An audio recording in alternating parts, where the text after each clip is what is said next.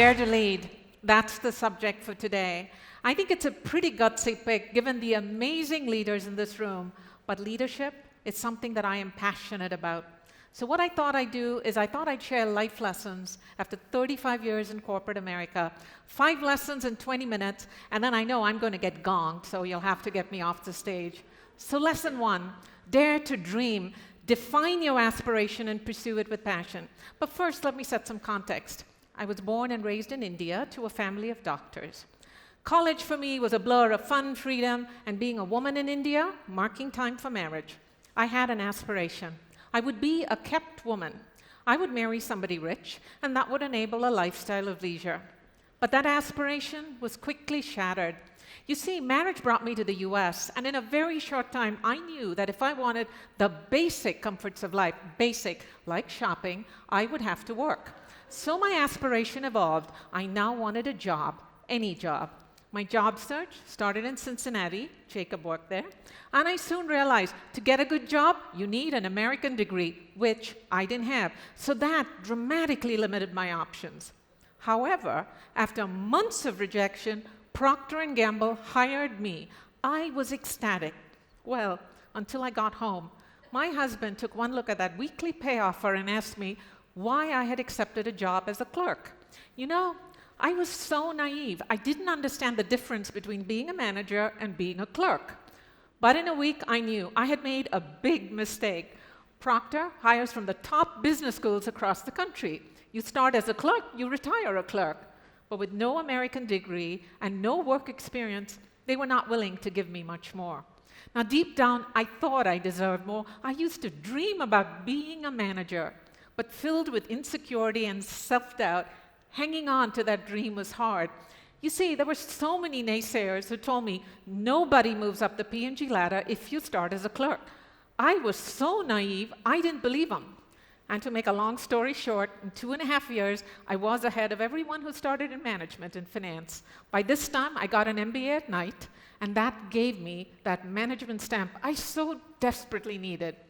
So today, when I think back of those crazy 18-hour days between a full-time job and full-time school, I never questioned my ability to do both and do them well. But most important, I uncovered the power of a dream. Now, to me, to dream is to believe before you can see. I know you've been told seeing is believing. I'm going to tell you, you have to believe first. And in my case, my mom taught me to dream by encouraging my various acts of foolishness, there were many, and believing in me, even though I'm not sure I quite deserved it. This has been cemented by my husband of almost 40 years, whose unshakable belief in me is a gift I cherish every day of my life. So my first lesson, never, ever stop dreaming. In the words of Anatole France, to accomplish great things, you must not only act, but also dream, not only plan, but also believe. Which gets me to my second lesson, dare to take risk. And if you fail, pick yourself up and move forward. Focus on the solution. Don't just obsess about the problem. So another story. I had been with P&G for about 9 years when I was appointed the head of investor relations. Now, since I have this insatiable desire to change everything, I thought we should communicate directly to investors through a telecast. Now, this was a first for P&G, so I had to get John Pepper's buy-in to proceed. And then everything went wrong. Now, for starters, our results that quarter were somewhat lackluster, but by the time I was done talking, I wiped out $3 billion of P&G's market cap in one fell swoop. Looking back, it was clear my somewhat casual communication style fared poorly. It was my idea, my script, and definitely my fault. Now, as the week progressed, the stock drops further, and I found myself struggling to make it into work. You know, failure is tough. Public failure is devastating. But by the weekend, the solution was clear. We had to stay with telecast and get it right the next time. I now had a plan. Unfortunately, John Pepper had a different idea. I came into work on Monday to find a neatly handwritten note that I did still have to this day. A Dear Sara note saying we shouldn't try telecast again because clearly the old way worked better. Now, I thought this was a mistake.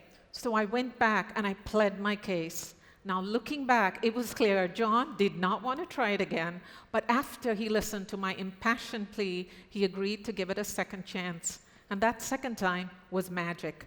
And from then on, that is how P&G communicates with its investors. It's been more than 18 years, but I still remember that bitter taste of failure. I will never forget. You see, it's not just that I failed very publicly. I was quoted in the Wall Street Journal, CNBC. I even made the papers in India, which got my mom really excited. She didn't have the context, but she was seeing her daughter's name in print for the first time. But I learned so much from this failure. I learned to pick myself up and try again. And my biggest learning, failure will teach you much more than success ever will. This became apparent when I decided to leave P&G to join D&B. I called John Pepper to say goodbye. Now, this is a man who gave me a second chance, and it's that second chance that's made me the person I am. I thanked him for that. Imagine my surprise when he could not remember the incident. All he said when he thought of investor relations, he thought I set a benchmark for excellence. So today, I am not afraid to fail. I know people who failed just took more risk than you and I. I think Winston Churchill said it best. Success is not final. Failure is not fatal. It is the courage to continue that counts. And that brings me to my third lesson. Dare to do the right thing. I think Buffett said it best. He looks for 3 qualities in the people he hires: intelligence, energy, and integrity. But integrity is foundational. Yet, when I think of that long list of fallen corporate heroes, I am forever reminded of the importance of character. So another story. I had been with D&B for about 9 months when we had a miss in our sales forecast. So while chatting with the leader responsible for the area, I learned that he thought the miss was due to a change in accounting instituted by my new finance team. Now, as the new CFO, I put that team in place to get things right at D&B. The flaw in my thinking, while I was preventing new errors, I had assumed everything older was correct. Was it possible we had errors in accounting? Errors that had been in place for many years? Well, we had to find out, so we conducted a review and found many errors, enough to know that I was looking at a possible restatement of our books. I remember informing my CEO of what I had found. I remember the alarm on his face, like the Enron restatement, he asked. It was 2002. Enron was in the news every morning. I said, yes, like Enron. I don't think there's fraud, but we're going to have to investigate. He sat down, put his head in his hands, and said, what are we going to do? And in that moment, I remember thinking, heck, I don't know. I've never done this before. I don't even have a CPA. And then instinct kicked in. I said we'd get it done in 8 weeks before we released earnings. He asked if this was even possible, to which I said, anything is possible. Now, looking back, I had no idea how long this would take or whether I was even capable of the task. But I had made a commitment, and now I was moving forward to deliver. I remember experiencing severe discomfort and real fear. You see, I lacked visibility into the magnitude of this restatement. I knew if it was large, we'd get a very negative reaction from Wall Street. So I wanted it to be small and inconsequential. This was hard. All my life, I'd focused on delivering outcomes, decide what you want to have happen, and then make it happen. But this time, it was different. I could not lead to an outcome. I had to lead with integrity, regardless of the outcome. It was a grueling 8 weeks, but one that I learned so much from. The accounting was wrong and had been wrong for 10 years. But ultimately, we restated our books in 8 weeks and communicated a large adjustment to investors, and without any loss of confidence. Now, looking back, I feel so fortunate. How many CFOs get to restate their books and not get fired? But most important, I learned to lead with integrity. It was a great lesson in the importance of values. And that brings me to my fourth lesson. Dare to become a learning leader. Now, restating D&B's books in 8 weeks put me on the map. The fastest this has ever been done before is 1 year and 3 months. So there were requests for speaking engagements, accolades, awards. My board was ecstatic, and I was on a proverbial high. Well, until my employee survey results come in. My results were in last place. My organization was sending me a message about how I got that restatement done. The long hours and unyielding focus had taken its toll, and now I was back in the CEO's office, and he was not happy. You know, I remember that conversation. "You are not leading well, Sara," he said, to which I responded with all the arrogance of a CFO flushed with success. "You would decide, Al. What do you want, great results or happy people?" He would not let me off the hook. He looked me square in the eye and said, "Sara, great leaders do both." Simple words, profound meaning, forced me to pause, take a look at who I am, how I get things done, and the impact I can inadvertently have in my urgency to deliver. So let me tell you a bit about myself. I'm good strategically, a natural problem solver who gets things done, but I am a terrible listener. I am direct to the point of being blunt. I am tough, demanding, and I play to win. If you're on the other side of that table, it can be an intimidating experience. By forcing me to focus on these areas of opportunity, that focus paid off. In 3 years, my employee scores were world-class. Now, this experience taught me a valuable lesson about leadership, and it greatly improved my understanding of this somewhat complex, esoteric subject. Now, to me, leadership begins with purpose. Mr. Ryman, you are right. Purpose, to be part of something bigger than me. Every one of us strives to live purpose-driven lives, and it is purpose that inspires a leader and galvanizes a team. But beyond purpose, leadership has more. I think of it as 3 components, and I'll touch on each. At the foundation of great leadership are values, like integrity, respect for others, performance excellence, teamwork. Then come the competencies, and for me, there was no better place than P&G to develop these. In fact, I call them the 5 E's of P&G. Envision, to develop a vision, chart a course, set direction. Energize, to get a group of people excited about this vision. Execute, to convert that vision to a simple plan that is easy to monitor, track, and if needed, reorient, re-architect. Empower, learn to let go and teach others to lead. And finally, edge, that inimitable quality that ensures you never, ever give up, especially when the chips are down. But the final and most critical component of leadership, I believe, are attributes. These are actually attitudinal and highly situational, so they are very difficult to sustain. They include qualities like courage, risk-taking, mental toughness, but also humility and caring. But let's face it, when push comes to shove, each of us leverages some combination of values, competencies, and attributes to do what we think is right. But to the observer, all they see are the results you produce, but what they will remember are the behaviors you exhibit. So this is why I believe leadership at its core is about behavior. And if you want to be a better leader, you need to open yourself up to feedback. Yes, harsh, critical feedback, and commit to do better. What I'm going to do next is convert these 4 lessons to my time as chairman and CEO of D&B. So in 2009, the board informed me that I would become the chair CEO of D&B. But this company I'd grown to love had serious issues. The global financial crisis had taken its toll. We had gaps in our value proposition, and our business was in decline. I found myself struggling to recommit to this company. You see, I didn't see a bright future for the company or me. I wanted to run away to a different future, to start over with a clean sheet of paper. I'm ashamed to admit, I even lined up another job. And were it not for a former board member, mentor, and very close friend who called me out as the quitter I was, I probably would have left and missed out on the greatest leadership growth of my lifetime, the turnaround of D&B. So I decided to stay and search for what was possible. Now, the path forward was fuzzy, but the more time I spent dreaming, the more excited I got. I dreamed of a nimble, innovative company that consistently delights customers, one where our data and analytics were pervasive in the marketplace.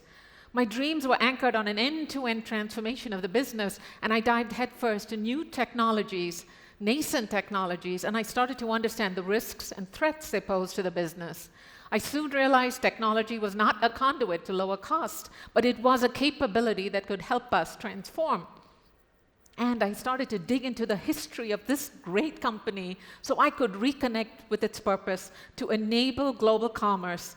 You know, D&B is an amazing company.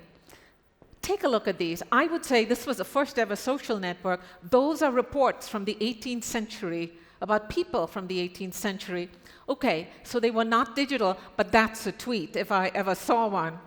And did you know 4 presidents have worked in this company, including, yes, Abraham Lincoln. In fact, we had his handwritten reports that I essentially contributed to Harvard's Baker Library so it could be preserved for posterity. And get this, there are only 19 companies in the US as old as D&B. P&G is on that list as well, and I sit on the board of State Street. And these companies have one element in common. They've repeatedly transformed themselves to stay relevant. If we had done this for 175 years, we could do it again. I had found my purpose as CEO, and I was now committed to the company and moving forward. Now, the path forward was fuzzy and fraught with risk. We would do an end-to-end rebuild of our technology infrastructure. So I committed to a very large investment and began the journey. When the former CIO called me and told me he thought I was crazy, I should have listened. But you see, once I made my decision, fear no longer held me captive. I was going to stay and fight.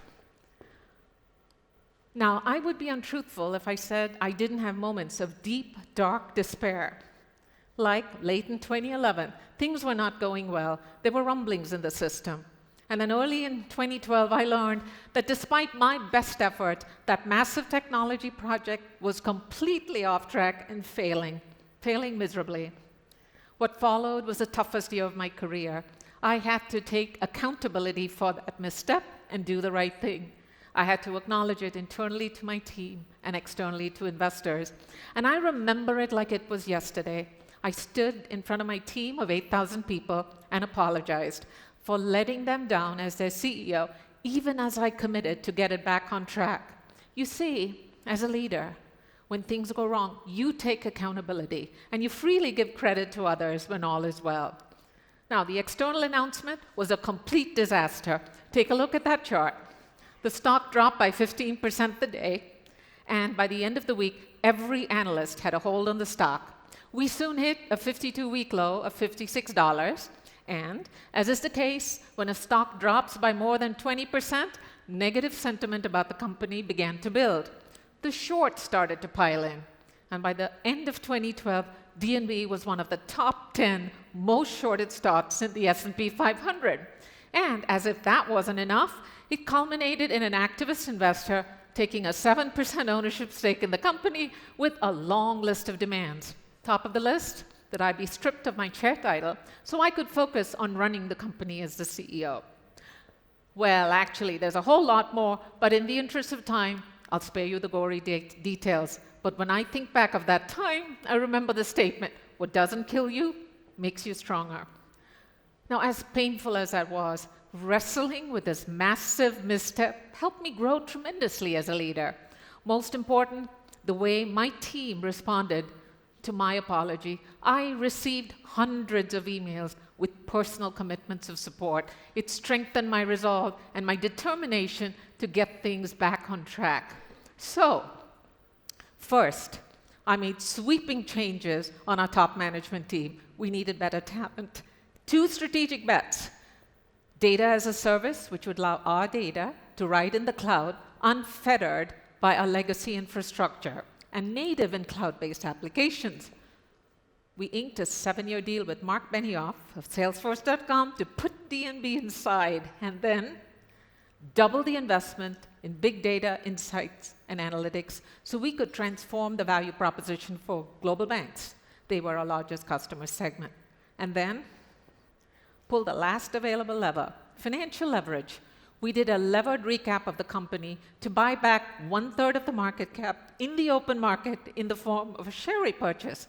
This was the largest in our history, bigger than the prior year by a factor of 10x. Yep.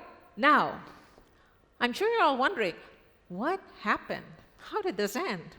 Well, quite well. I'm pretty sure I wouldn't have been invited to speak otherwise. Our stock popped. You had the classic short squeeze. We performed financial leverage, you get a short squeeze. The shorts were wrong. The stock hit an all-time high of $120. And, get this, Chief Executive Magazine put D&B on top of the list of value creators for the 3 years ending 2013. Now, I want to pause and give you the fifth and final lesson from this accolade. And I'll preface my comments by saying it's much easier and much better to be on top of this list than at the bottom. But the learning is profound. A year ago, I could have never made this list. And the lesson for all of you? Beware of accolades and attribution. You see, we're all wired to take credit for stuff when things go well. And yet, we quickly deflect when things don't go well. The truth may be somewhere different.